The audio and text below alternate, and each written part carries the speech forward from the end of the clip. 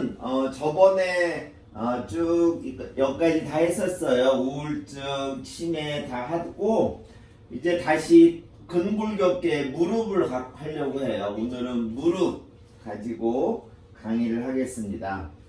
어르신들을 괴롭히는 대표적인 질병이죠. 퇴행성 무릎 관절염입니다. 허리 문제는 허리 협착증이 문제라면 무릎 관절염은 퇴행성으로 회복이 안 되는 연골 질환이 퇴행성 관절이죠. 여기에 대한 이야기를 좀 하려고 합니다. 그 퇴행성 관절염을 관리하기 위한 퇴행성 관절염을 관리하기 위해서 우리가 알아야 될 무릎의 기본적인 구조를 보면 무릎이 단지 이렇게 관절만 있는 게 아니라 무릎 주변을 싸고 있는 탄탄하게 꽉 잡고 있는 수많은 인대들이 있어요. 힘줄, 인대 이런 것들이 있다는 겁니다. 그래서 무릎만 달랑 있으면 무릎하고 관절만 달랑 있으면 금방 망가질 텐데 이 주변에 튼튼한 인대와 근육이 있어서 오랫동안 사용해도 크게 문제가 없는 겁니다. 이 무릎 이 바깥쪽에 근육만 있는 게 아니라 안쪽을 보면 뼈와 뼈를 이어주는 인대, 그 다음에 안쪽에도 인대, 십자인대, 그 다음에 이 뼈에 붙여있는 연골, 그 다음에 아래쪽 뼈에 붙어있는 연골, 그 두 연골 사이에 반월판이라고 반월상 모양의 연골이 판이 하나가 더 있습니다. 하나가 더 있어요. 그래서 우리가 이제 젊었을 때 무릎을 막 심하게 운동하다가 부딪히거나 막 뛰다가 갑자기 멈췄을 때 손상되는 연골이 이 반월판 연골이에요. 근데 지금 우리가 강의할 연골의 문제는 그 반월상 연골이 아니라 여기 뼈에 붙어있는 연골의 문제입니다. 무릎 통증을 일으키는 여러 가지가 있는데 첫 번째가 이제 무릎 주변의 근육에 의해서 생기는 통증이 있고, 그리고 무릎을 싸고 있는 인대, 그리고 아까 말한 그 연골, 반월상 연골의 문제, 그 다음에 오늘 강의를 하게 될 이 퇴행성 관절염과 연결이 된 관절 연골 손상 및 결손에 의한 통증이 있는 겁니다. 그래서 여러 가지 통증의 원인들이 있는데 이것은 다 근육을 많이 써서, 많이 걸어서, 아니면 무릎을 다쳐서 생기는 통증들이라서 이런 것들은 젊은 나이에 많이 생기고, 지금 이 네 번째는 이제 나이 들어서 퇴행성으로 생기는 관절염입니다. 이런 무릎 관절염은 정상인 경우에 무릎 관절에 뼈 끝에 붙어있는 연골이 이렇게 간격을 두고 띄어져 있어야 되는데, 그리고 이걸 싸고 있는 관절 막이 있고 그 안에 관절액이 들어있죠. 이렇게, 그리고 그 주변에 근육이 이렇게 있는데, 뭐가 이렇게 퇴행성으로 될 경우는 이 연골이 다 닳아가지고 뼈와 뼈와 맞닿는 거예요. 이게 퇴행성 관절염입니다. 그래서 뼈가 마찰돼가지고 마모되는 게 연골 문제가 생기는 경우죠. 류마티스 관절염이라는 것은 연골이 닳는 게 아니라, 뼈와 뼈가 맞닿는 게 아니라 이 관절낭에 들어있는 액체가 염증이 생기는 거예요. 그래서 류마티스 관절염과 퇴행성 관절염은 원인도 다르고 치료도 다른 겁니다. 근데 류마티스 관절염을 앓으신 분은 무릎만 류마티스 관절염이 오는 게 아니라 온 몸에 있는 관절에 다 관절염이 오기 때문에, 사실은 관절염이 무릎이 아프다고 했을 때 그 아픈 원인이 만약에 류마티스라면 젊었을부터 진단을 받고 거기에 대한 치료를 계속 받았었을 겁니다. 하지만 그렇지 않은 거, 나이 들어서 생기는 것은 다 퇴행성 관절염이고 거기에 대한 이야기를 하려고 합니다. 이렇게 퇴행성 관절염이 발생 단계는 결국에는 건강한 무릎에 이렇게 뼈와 뼈 사이의 간격, 위에 허벅지 뼈와 종아리 뼈의 간격이 일정하게 이렇게 유지를 하고 있는 게 정상입니다. 이게 정상인 거죠. 근데 이제 조금 염증이 생기면 주변에 뭔가 이렇게 관절 끝이 뾰족해지거나 흐려지거나 여가 좁아집니다. 그 다음에 지금처럼 골극이 자라나거나 여기엔 달라붙기 시작해 좁아지기 시작하죠. 지금보다 훨씬 좁아진 게 보일 겁니다. 그러다 말게 되면 뼈와 뼈와 거의 맞붙어 버리는 상황이 되는 거예요. 지금 이 상태가 말기인 거죠. 말기가 되면 뼈와 뼈 관절 연골이 없이 뼈가 바로 맞닿게 돼서 염증이 생기는 겁니다. 그래서 밖에서 봤을 때는 이렇게 염증이 진행되면 처음에 이렇게 반듯했던 다리가 조금씩 벌어져 가지고 이렇게 O자 형태로 바뀌어요. 그래서 어르신들이 발목 이게 복숭아뼈를 딱 붙이고 섰을 때 이 사이가 여기가 붙이고 섰을 때 이 사이가 5cm 이상 되시면 수술을 고려하라고 그럽니다. 이건 말기이기 때문에 그래요. 그러면 여기까지는 어르신들이 뭐 다 아는 이야기죠. 뭐 퇴행성 관절염 이렇게 실제 앓고 부시는 분도 계시고 치료 받으신 분도 있어서 이 정도는 다 아는데 그러면 이제 중요한 건 뭐냐? 어떻게 치료해야 되냐라는 거예요. 이것이 이 무릎이 아파가지고 이 병원 갔다가 저 병원 갔다가 누군가가 아는 사람이 저기 서울 어디 뭐 성동구 어디에 뭐 유능한 뭐 효용 있는 그런 의원이 있어서 주사 맞으러 다니기도 하고 뭐 어디 인천 갔다 오고 막 그럽니다. 자기한테 나한테 딱 맞는 그런 치료법이 뭔지 그게 궁금한 것입니다. 그래서 여기에 대한 이야기를 오늘 조금 더 많이 하려고 그래요. 먼저 치료법을 이야기하기 전에 어르신들 관절 내 주사를 많이 맞아봤을 거예요. 그 관절 주사 자주 맞으면 해로운가요? 라는 질문을 막 가끔 하십니다. 관절 주사를 자주 맞으면 해로운가요? 나중에 뒤에 말하겠지만 관절 주사에는 몇 가지가 있어요. 스테로이드 주사, 연골 주사가 있습니다. 그리고 또 요즘에 많이 말들이 많은 골수 뭐 골수세포 주사 이런 것들이 있어요. 그것은 나중에 또 이야기하겠지만 스테로이드 주사는 굉장히 효과가 좋습니다. 하지만 부작용도 있다는 거. 그 다음에 연골 주사는 안정하고 안전해요.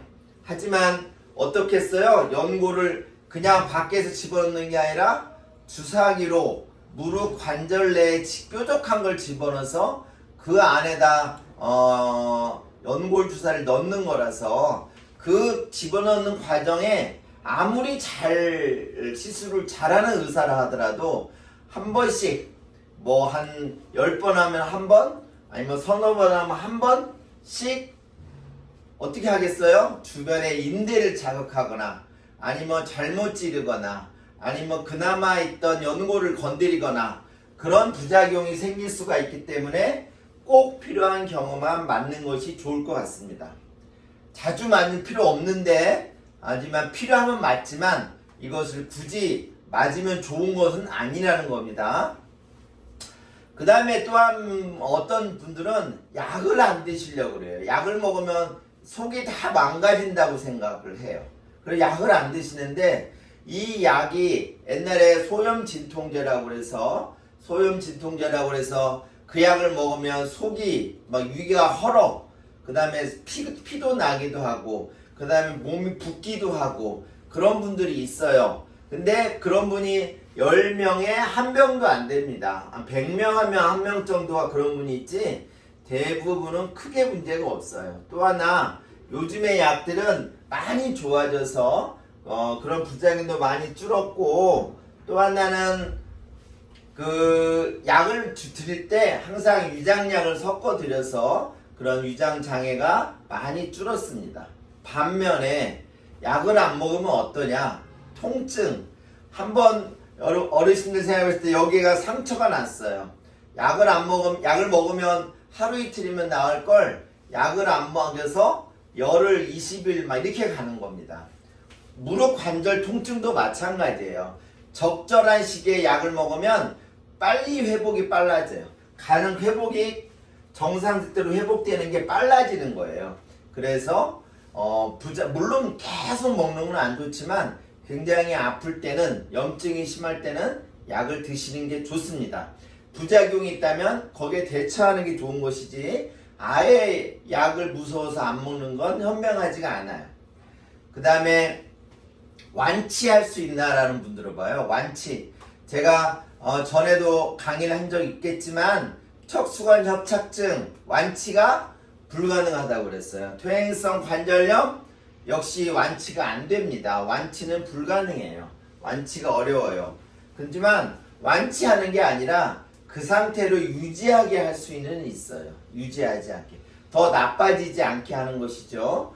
그리고 완치할 조금 이따가도 말하겠지만 연골이 재생돼야지 완치가 될 텐데 아직까지는 연골이 재생되는 약이 개발되지 않았습니다. 약이 없어요. 근데도 불구하고 연골 재생약이라고 홍보하는 그런 데가 있는데 그거 다 과잉 광고이죠. 그건 연골을 재생하는 것은 없어서 완치는 불가능합니다. 하지만 더 지연되거나 더 악화되거나 심해지는 것을 막을 수는 있죠. 어떤 운동을 하는가? 운동을 하면 무릎이 더 아프다. 이런 분들 제가 좀 이따 말하겠지만 무릎이 관절염이 시작됐으면 퇴행성 관절염이 시작됐으면 절대 무릎에 무리를 주는 운동을 하면 안 됩니다. 무릎에 무리를 주는 운동이 어떤 거예요?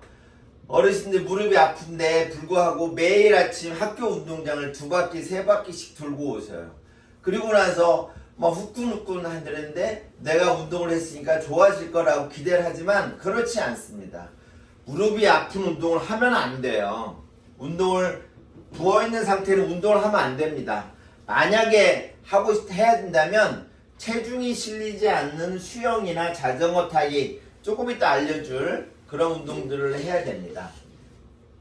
뼈주사, 연골살 맞으면 관절염 진행을 늦추는 데 도움이 되나요? 관절염 진행되는 것보다 염증을 가라앉히고 연골을 재생하지는 않지만 염증을 가라앉히고 기능 회복을 할 수 있어요. 그래서 우리가 진행을 늦추는 데 도움이 됩니다. 온갖 기능식품이 있는데 저희가 쓰는 소염 진통제가 한알이 여러분들이 흔히 알고 있는 건강식품 열알이랑 비슷하고 생각한다면 돼요. 훨씬 더 지금 아까 말한 약, 무릎 관절염 약이 지금 시중에서 홍보하고 있는 건강기능식품 어떤 것보다도 글루코사민, MSM, 홍합, 보스웰리아 이런 어떤 것보다도 더 효과가 좋고 검증된 약들입니다. 건강기능식품은 말 그대로 보조식품이에요. 약이 아닙니다. 근데 이것을 약으로 생각해서 관절염이 있는 분들이 이 약 건강기능식품을 먹고 좋아지길 기대하면 옛날에 어떤 개그맨이 자기가 폐암에 걸렸는데 개 구충제를 먹고 폐암이 좋아졌다라고 그때 홍보를 한 적이 있어요. 근데 안타깝게도 좋아진 게 아니었죠. 그리고 곧 얼마 있다 사망한 일이 있었는데 지금 그랑 똑같은 겁니다. 건강기능식품 먹고 일시적으로 좋아진 것 같지만 실제 좋아진 게 아니거든요. 그래서 건강기능식품 믿지 마시라는 겁니다. 그 다음에 인공관절 치환술을 언제 해야 되나? 무조건 해야 되냐? 그렇지 않습니다. 엑스레이 상에서 뼈가 붙었다 하더라도 이것이 통증이 없으면, 일상생활에 문제가 없으면, 불편함이 없으면 수술하지 않습니다. 대표적인 사람이 누구예요? 우리가 스케이트 선수, 허벅지가 굉장히 이렇게 튼튼했던 이상화 선수라고 아시는지 모르겠는데 그 스케이트 선수의 무릎이 연골이 다 닳았어요. 연골이 없어. 그러면 이분 인공관절 수술 하나요? 그렇지 않아요. 그렇지 왜 안 하냐?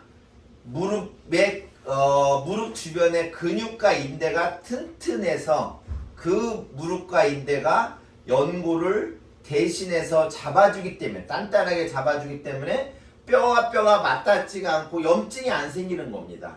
그래서 엑스레이상 무조건 하는 거 아니다. 중요한 건 증상이고 불편함입니다. 그 다음에 요즘처럼 비가 오면 관절이 아프신 어르신 계시죠? 근데 그게 옛날에 뭐 과학적인 근거가 없더라는 말이 있었는데 실제 보니까 과학적인 근거가 있었습니다.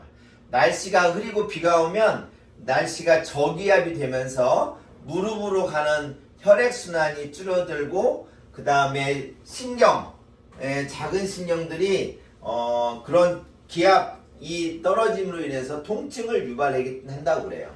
그래서 비가 올 때 특히나 더 온열팩을 이용해서 혈액순환을 좋게 하는 것이죠. 저기압으로 인해서 혈액이 순환이 적어지기 때문에 생긴 통증이라서 혈액순환을 좋게 하는 온열팩을 하면 훨씬 더 좋아집니다. 그래서 우리가 골관절염이 생겼다 하면 우리의 의사들의 치료 목표는 첫 번째 완치가 아닙니다. 완치가 아니라 진행 속도를 늦추는 게 목표예요. 그리고 주변의 근력과 유연성을 키워줘가지고 관절 기능을 강화시키려고 하는 거고 뭔가 악화되는 원인 과도한 걷기 조금 이따 말할 비뚤어진 자세를 교정하는 거예요. 그 다음에 통증이 있다면 그럴 때는 약을 먹고 마사지하고 그 다음에 일상생활 하면서 있어서 장애를 최소화하는 방법을 찾아내는 게 우리의 목표입니다. 첫 번째, 염증이 처음 시작했을 때 우리가 이제 퇴행성 관절염은 크게 4기로 나누는데 1기, 0기는 정상이고 1기 정도 돼서는 염증이 생긴 거예요. 1기는 이 연골이 달아나거나 그런 게 아니라 염증만 있는 상태에서는 소염 진통제, 타이레놀, 소염 진통제 여러 가지 주사를 맞을 수 있어요. 이렇게 해서 대부분이 좋아지는 거죠. 그 다음에 이제 우리가 흔히 알고 있는 연골 주사가 도대체 뭐냐? 연골 주사라는 것은 히알루론산 나트륨이라는 약이에요. 이 약을 보면은 끈적끈적하고 미끈미끈합니다. 그래서 이것을 그 관절 안에다가 이 연골 주사를 넣어주면 연골이 생기는 게 아니라 미끈미끈한 부드럽게 해주고 완충 작용을 하는 거예요. 이런 초기 관절염에 사용합니다. 아까 1, 2, 3, 4기였는데 보통 1기에서 많으면 3기까지 4기는 효과가 없어요. 1기나 2기에 주로 많이 사용합니다. 그리고 투여하고 바로 효과가 있는 게 아니라 1, 2주부터 효과가 있고 6개월마다 보험이 됩니다. 그래서 보험 가격으로 처방을 받으면 뭐 한 번 맞을 때마다 10,000원이 안 돼요. 굉장히 싼 가격에 할 수 있죠. 근데 6개월마다 한 번 맞는데 한 차례 맞는데 그 한 차례가 일주 간격으로 3번 맞아요. 그래서 1년에 3번씩 2번 맞는 겁니다. 이것이 연골 주사의 효과가 있고 또 하나는 스테로이드 주사, 뼈 주사라는 겁니다. 이것이 염증을 강력하게 잡아줘요. 소염작용이 굉장히 강력합니다. 염증이 있을 때 가장 빠른 효과가 있고 초기 및 중기에 사용하고 심한 통증, 심한 부종이 있을 때 그럼에도 불구하고 내가 어딘가를 가야 할 때, 일을 해야 될 때, 급할 때 효과가 좋으니까 그 스테로이드를 관절 강내에다 집어넣으면 굉장히 효과가 좋습니다. 하지만 이것을 너무 자주 반복해서 투여하면 오히려 연골이 파괴돼요. 골다공증이 생기고 당이 올라가고 그 집어넣는 그 스테로이드 때문에 부신피질 호르몬이 분비가 안 돼. 그래서 결핍증이 생기는 굉장히 심각한 합병증이 생깁니다. 그래서 이 스테로이드 주사, 뼈 주사는 1년에 많아야 4번, 보통 3번에서 4번 정도가 맥시멈입니다. 그래서 1년에 한 번만 맞으라고 하기도 하고, 정말 아프면 뭔가 꼭 일을 해야 될 거라면, 내가 어딜 가야 된다면 그럴 때는 1년에 서너 번까지도 맞을 수 있습니다. 반면에 이 뼈주사, 스테로이드 주사에 대한 공포감이 너무 많으셔가지고 아예 이게 오시자마자 하시는 말이 나는 뼈주사는 안 맞아요 라고 막 하시는 분이 있어요. 근데 물론 뭐 제가 놓지도 않지만 정말 아플 때는 이 뼈주사를 맞았을 때 굉장히 효과가 좋고, 이렇게 자주 반복해서 맞지 않는 거라면 부작용이 심각하지 않기 때문에 맞아도 됩니다. 그 다음에 이제 요즘에 이슈 한참 유행인 자가골수 줄기세포 치료라는 게 있어요. 자가골수 줄기세포라는 것은 자기 뼈에서 골수를 꺼내가지고 여기다가 집어넣는 거예요.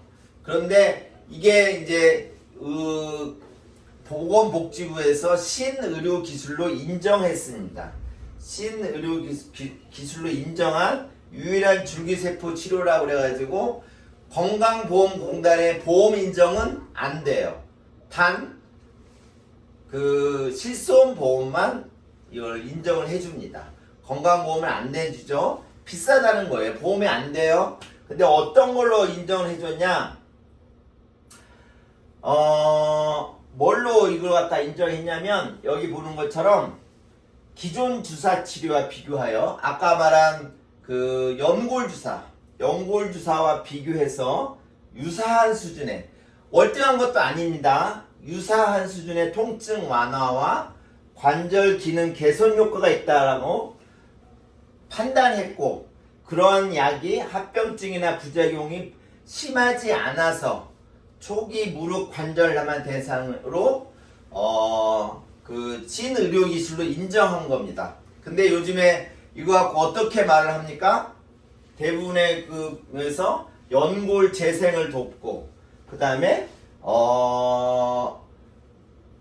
무릎 연골 재생 기능에 인정을 받은, 그 다음에 자가골수 줄기세포라고 무릎 연골 재생, 그 다음에 여기도 연골의 재생을 도와주고, 신의료기술로 인정받은 것은 통증만 인정받은 거예요. 이 줄기세포 주사치료는 연골을 재생하는 이 치료가 아닌데 계속 연골 재생된다고 과잉 홍보를 하고 있는 겁니다. 이 자가골수 줄기세포는 통증 완화와 관절 기능 개선만 그 전에 연골 주사에 비해서 유사하다라는 거예요. 근데 왜 그냥 연골 주사 맞으면 되지 줄기세포를 굳이 맞을 필요가 있을까요? 맞을 필요가 없습니다.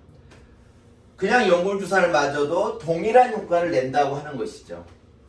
그래서 자가골수 그러면 줄기세포 치료라고 여러 병원에서 홍보하는 거 속지 마시라 하는 겁니다. 그 다음에 이제 치료 안 하고 물리치료, 운동으로 좋아지는 방법을 말씀드리자면, 아까 제가 과도한 운동은 무리라고 그랬는데 무릎에 하중이 안 가는 실내 자전거, 가벼운 산책, 그 다음에 아쿠아로빅이라고 해서 수영장에서 운동하는 것들은 무리가 없습니다.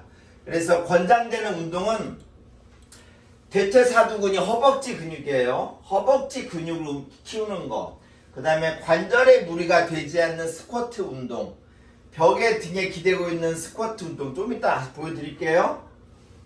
그 다음에 아쿠아로빅, 수영장에서 하는 거, 실내 자전거, 이런 것들은 좋은 거고, 생활습관은 간단한 산책입니다. 간단한 산책. 하면 안 되는 자세.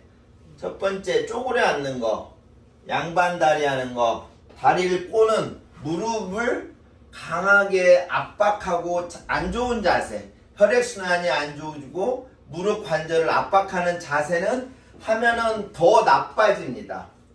그래서 우리가 어떤 운동을 하냐면 누워서 하는 운동, 누워서 다리를 발가락을 앞으로 당긴 상태에서 다리를 들었다 내렸다 하는 겁니다. 허벅지 근육이 좋아져요. 옆으로 누워가지고 옆으로 누워서 다리를 들었다 내렸다 하는 겁니다. 이것은 엎드려서 하는 거예요. 엎드려서 반드시 누워서 옆으로 누워서 엎드려서 또 마찬가지로 들었다 내렸다. 그 다음에 옆으로 누워가지고 아랫다리를 들었다 내렸다 하는 것으로 다리를 들어서 하는 허벅지 강화 운동입니다. 그 다음에 앉아서 하는 거. 앉아서 하는 것은 이렇게 앉아서 해도 되고 의자에 앉아서 해도 됩니다. 의자에 앉아서 가운데다가 허벅지 사이에다가 벽에를 놓고 허벅지 사이에다가 벽에를 놓고 벽에를 꽉 누르는 거예요. 벽에를 꽉 눌러. 이렇게 해서 허벅지 근육을 키우고 벽에다 등을 대고 이렇게 90도로 꺾여서 앉아있고 의자에 앉아 다리를 들었다 내렸다 하는 것, 뒤꿈치를 들었다 내렸다 하는 것들로 사실 이것이 무릎에 어떤 영향을 주는지는 정확하지는 않지만 주로 어떤 힘을 키우냐면 허벅지 근육을 다 튼튼하게 하는 운동들이에요. 왜 허벅지 근육을 튼튼하게 하냐? 아까 제가 처음에 말했지만 무릎은 단지 관절만 있는 게 아니라 관절을 싸고 있는 허벅지 근육이 그걸 보호해 주기 때문에 그래요. 그래서 허벅지 근육을 튼튼하게 하면 무릎 관절염이 통증이 좋아지게 되는 겁니다. 어르신들도 지금 그 경로당에서 앉아 계시는 의자를 잡고 의자 뒤에를 잡고 다리를 옆으로 드는 거, 그 다음에 뒤로 드는 거, 그 다음에 의자에 앉았다 일어섰다 하는 것이 스쿼트입니다. 이게 스쿼트인데 스쿼트를 어르신이 젊은 사람들도 잘 못하는데 어르신들은 훨씬 더 힘드시겠죠. 그래서 이렇게 의자에 앉아서 일어섰다 앉았다 하는 걸 반복하는 것이 허벅지 근육을 키울 수 있는 좋은 운동이에요. 그리고 나서도 안 되면 마지막 이제 아까 관절염이 4단계가 있다고 그랬는데 4단계까지 가면 이제 무릎이 쫙 펴지지가 않아요. 두 번째 변형, O자 변형이 되고 그 다음에 통증 때문에 잠을 못 잘 정도로 아파. 그러면 우리가 수술을 고려를 합니다. 수술을 하고 나서도 꼭 피해야 할 하면 안 되는 거. 아까도 뭐 관절염을 악화시키는 자세라고 말한 것처럼 똑같아요. 이렇게 양반다리, 무릎 꿇기, 쪼그려 앉기 이런 걸 하면 안 됩니다. 인공관절 수술 후에. 그리고 수술 후에 권장하는 운동 똑같아요. 실내 자전거, 수영장, 간단한 조깅 이런 것들을 권유합니다. 그래서 이걸 정리해서 말씀드리면 무릎 관절염이 이제 시작했다. 퇴행성 관절염이 시작했다면 관리법 몇 가지가 있는데 그 중에 중요한 걸 말씀드리면 첫 번째 가장 중요한 거 무릎의 하중을 줄여야 돼요.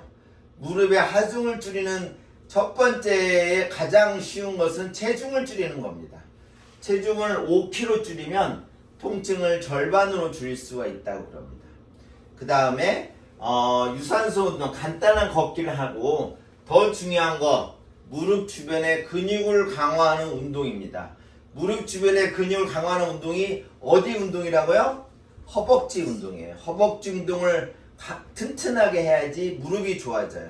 그 다음에 담배를 끊고 그 다음에 잘못된 자세 쪼그려 앉거나 양반다리 하거나 무릎을 꼬고 앉거나 이런 거 하면 안 돼요. 그 다음에 관절염 증상이 있으면 조기에 정확한 진단을 하고 자가관리가 굉장히 중요하다라는 겁니다. 필요한 때 진통제나 소염제를 드시고 그 다음에 조금 더 심하면 연골주사를 맞아도 훨씬 활동하기가 편해지기 때문에 그렇게 관리를 하는데 정말 중요한 거 그렇게 약과 연골주사에 의지하지 말고 더 중요한 건 두 가지입니다. 첫 번째 체중을 줄이는 거, 두 번째 허벅지 근육을 키우는 거. 아셨죠? 두 가지가 돈 안 들고 치료할 수 있는 가장 좋은 방법입니다. 이상으로 무릎 관절염에 대한 강의를 마치도록 하겠습니다. 질문 있으면 해주세요. 안녕하세요. 네. 네, 창보 경로당입니다. 네, 저는 이렇게 쥐가 많이 나요. 허벅지에 쥐가 날 때는 그냥 굳어져서 숨도 쉴 수가 없이 아주 심해요. 그리고 자다가 이렇게 다리를 뻗으면 종아리가 이렇게 그냥 앞쪽에다가 당기는 것처럼 이렇게 푹푹 들어가게 쥐가 나거나 거의 저녁마다 몇 번씩 나는데 그래요? 너무 심하게 나서 지금 지연이도 허벅지가 다 멍이 들었어요. 어떻게 하면 안 날까 싶어서요. 네. 어르신은 낮에 많이 걷습니까? 그렇게 많이 걷진 않아도 뭐 아침에 1시간씩은 걸어요. 그리고는 많이 서 있거나 오래 서 있거나 걷거나 그런 것도 아니죠? 네, 그냥 보통이죠. 보통이야. 네, 좀 심하네요. 지금 말씀하신 것은 뼈도 아니고, 이건 피가 안 통하는 것도 아니고, 그냥 근육이 문제인데, 근육이 굳어가는 건데, 딱히 운동을 많이, 근육을 많이 쓰는 것도 아닌데, 그렇다면, 한번 다리가, 붓지는 않습니까? 이제 다리가, 네, 하지가 붓지는 않아요? 네네, 붓는 건 없어요. 붓는 것도 없어. 네, 근데 그렇게 허벅지까지 쥐가 나요? 네네. 양쪽 다 납니까? 네, 이쪽도 나다 이쪽도 한 번에 둘은 다 안 나는데 네. 한쪽 나고 이제 주물러서 풀리면 또 다른 쪽이 그래요. 그래가지고 오금에서 왜 사다구니까지 심줄로 굵은 거 있잖아요. 이렇게 네. 만지면 네. 그게 굳어요. 음, 근데 숨을 쉴 수도 없고 움직일 수도 없어. 너무 아파가지고. 그래요. 좀 증상이 좀 심해서 다른 검사, 가령 그쪽에 신경이 눌리는 게 있는지 아니면 뭔가 순환, 근육에 가는 혈액순환에 문제가 없는지만 확인하고 가령 정맥 부종이 있거나 정맥류가 있거나 그런 걸 좀 확인하는 게 좋겠어요. 그런 것이 없으면 그 다음부터는 이제 단순한 근육의 경련이라서 할 수 있는 방법은 허벅지 마사지기나 다리 종아리 마사지 기계가 있어요. 기계. 그걸 갖다가 마사지기를 충분히 좀 해보고 그리고 당장 그걸로 해결이 안 된다면 좀 붓기 빠지는 거나 근육이완제를 좀 드시는 게 좋겠어요. 약 좀 드셔봤나요? 네. 그래서 한 몇 번 먹었는데. 약 먹으면 어때요? 근데 다른 사람은 다 낫대는데 저는 안 났어요. 약 먹어도 안 나. 네. 그래요. 그러니까 조금 증상도 심하고 왜냐면 만약 약을 먹었다면 아마 그 병원에서 근육이완제를 줬을 거예요. 그럼에도 불구하고 안 낫는 것은 일반적인 근육 경련하고 좀 다른 것 같으니까 정밀 검사가 좀 할 필요가 있겠어요. 조금 큰 병원 가서 제어학과 같은 데 가서 검사를 한번 해보시죠. 근데 그 전에 검사했을 때는 이제 디스크가 있다고 하더라고요. 네. 디스크가 있고 혈전증인가 그게 있고 하여튼 궁뎅이 쪽에 허리 그쪽이가 좀 안 좋아요 제가. 그러니까 그 협착증 때문에 엉덩이 쪽 통증이 있는 건 맞아요. 근데 그것 때문에 쥐가 나는 건 아니거든요. 그래요? 그것 때문이 아니에요, 원인이. 네. 그래서 원인을 좀 확인해보고 거기에 대한 좀 처치를 해야 되는데 제가 봐서는 조금 정밀 검사를 하는 게 좋겠어요. 단순한 쥐가 너무 심하게 나네요. 아셨죠? 네. 네. 알겠습니다. 감사합니다. 네. 무릎에 대한 강의 했고 다음 주에는 어르신들 치아 관리 관련해서 치아 관리 관련해서 어떻게 관리를 하는 게 좋은지 관리하는 방법을 알려주려고 치과위생사 선생님이 강의가 있겠습니다. 그리고 그 다음 주에 제가 뵙도록 하겠습니다. 그러면 2주 후에 뵙도록 하겠습니다. 안녕히 계세요.